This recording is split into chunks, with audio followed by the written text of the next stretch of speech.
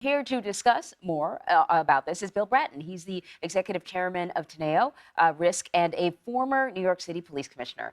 Mr. Bratton, it's great to see you again. You know that NYPD knows how to handle a crowd, which is what I said earlier. From a security standpoint, though, what would the main concerns about today be? Well, main concern would be certainly security of the principals involved, the former president, Mr. Trump, certainly the district attorney, Mr. Bragg, the court officials, as well as protecting you and the media. I think you and the media will outnumber any crowd, either pro-Trump or anti-Trump, that's going to show up for this event, based on what I'm seeing there this morning. And but the department will ensure security for everybody who participates in any way, shape, or form.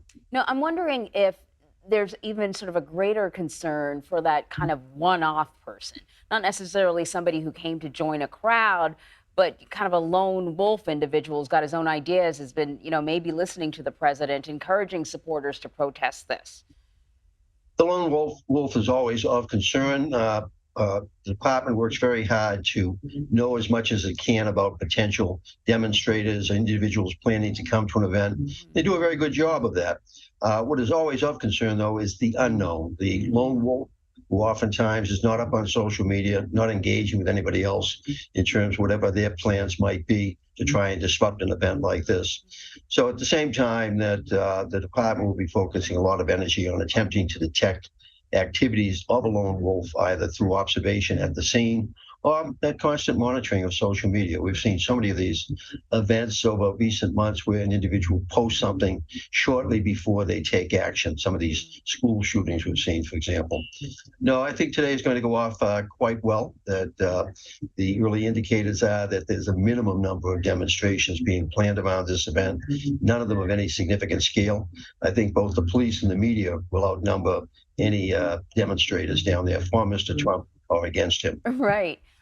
So, there's been a lot of barricades set up already. I imagine that's part of the strategy, just to sort of keep people physically away from the building, but you can't block it off completely, I suppose. How does the NYPD prepare for a day like this?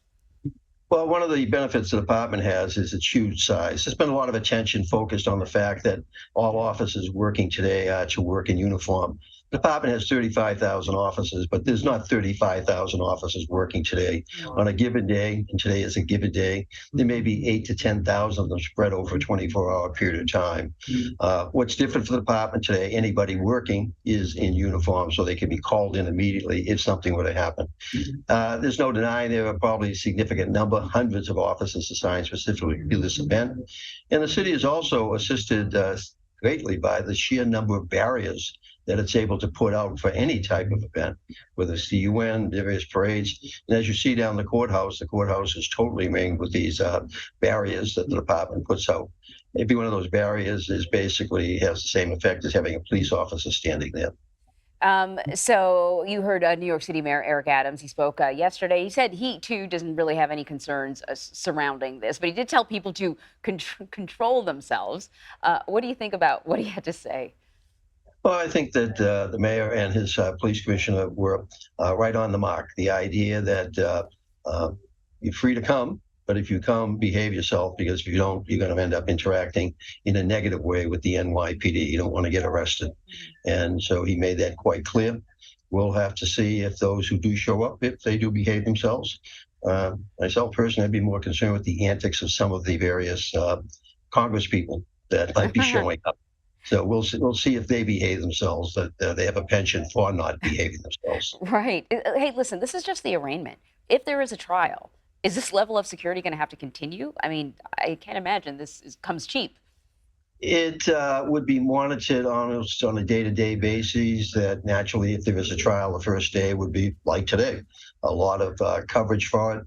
But as we see in these events over time, that tends to dissipate both media interest as well as crowds showing up. I think the main event today, interestingly enough, will not be so much what goes on in that courtroom. There'll be some photographs made of it, but no video.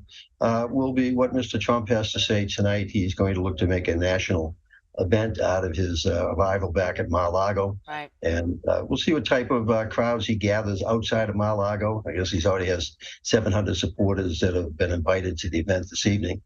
What I think you're all watching and waiting for to see if he's tempted when he comes out of that courthouse today to basically bite his tongue. Knowing Mr. Trump, I don't think he'll be biting his tongue. Well, I'm Yeah. sure we'll have to hear something from him as he comes out from the Yeah, court. I don't think that comes easy for him, but we'll see if the judge intervenes on that too. Bill Bratton, thank you very much. Great to be with you. All the best. So we're following the former president's movements and arraignment for you. Stay with us for live coverage throughout the day right here on CBS News.